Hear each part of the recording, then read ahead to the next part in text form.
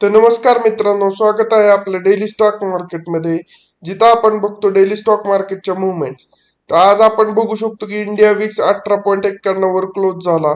Nifty 50 एक solid recovery दिली. Solid नाही म्हणता येणार, पण एक चांगली रिकव्हरी दिली. 24,261 वर निफ्टी 50 आहे. 233 पॉईंटने वाढून सेन्सेक्स क्लोज झाला 78,205 वर. एक 0.82%नी 639% वाढून. निफ्टी मिड कॅप 150 क्लोज झाला 21,079 वर 330 पॉईंटने वाढून. निफ्टी 500 क्लोज झाला 22,342 वर 286 पॉईंटने वाढून. गोल्ड क्लोज झाला 1 लाख क्लोज नाही झालेला अजून. गोल्ड मध्ये ट्रेडिंग चालू आहे 1,62,000 वर 1% गोल्ड सुद्धा वधारलेला आहे. तर इकडं आपण बघू शकतो की क्रूड ऑइल थोडं काल 20% वर होतं, 10,000 11,000च्या अराउंड गेलं होतं. तर आज 8,000च्या अराउंड आलाय, 8,200च्या अराउंड 6-7% पडलेला आहे. USD INR सुद्धा पडलेला आहे, 92च्या अराउंड आलेला आहे. काल 93-93च्या अराउंड गेलं होतं.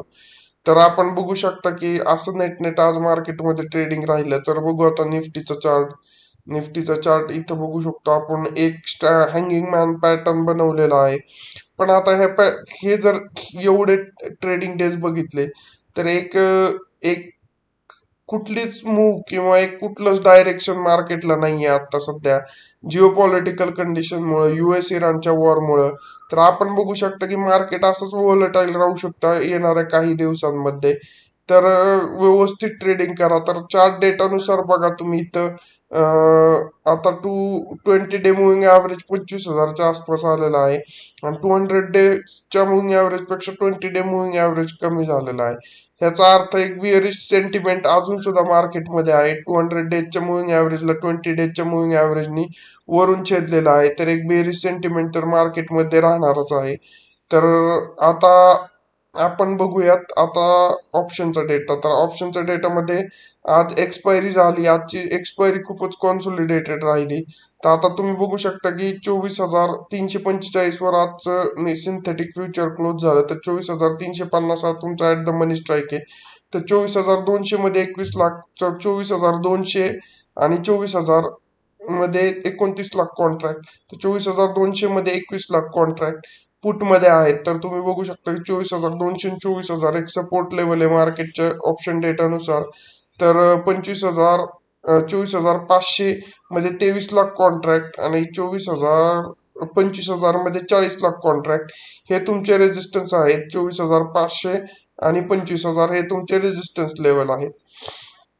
तर आपण ओपन इंटरेस्ट चेंजचा डेटा बघू. तर आता 10 तारखेचा जर डेटा बघितला आजच्या एक्सपायरीचा, तर तुम्ही बघू शकता की 24,300 आणि 24,250 ह्या दोन स्ट्राईक मध्ये किती call put open interest change झालेला आहे. म्हणजे तेवढं रायटिंग झालं कॉलमध्ये दोन्ही साईडला, कॉलमध्ये पण आणि पुटमध्ये. त्या लेवलचं मार्केट आज एक्सपायर झालं. तुम्ही पीसीआर बघू शकता 1 आहे मार्केटचा, म्हणजे पीसीआर न्यूट्रल आहे. पीसीआर म्हणजे तिथं बघा तुम्ही किती कॉन्सोलिडेटेड लेवलला ट्रेडिंग होऊन मार्केट क्लोज झालं.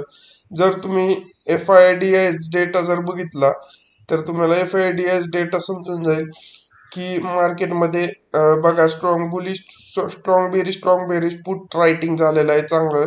आणि इथं क्लायंटचा डेटा बघा, मीडियम बुलिश आणि स्ट्रॉंग बुलिश. म्हणजे इथं जास्त करून तुमचं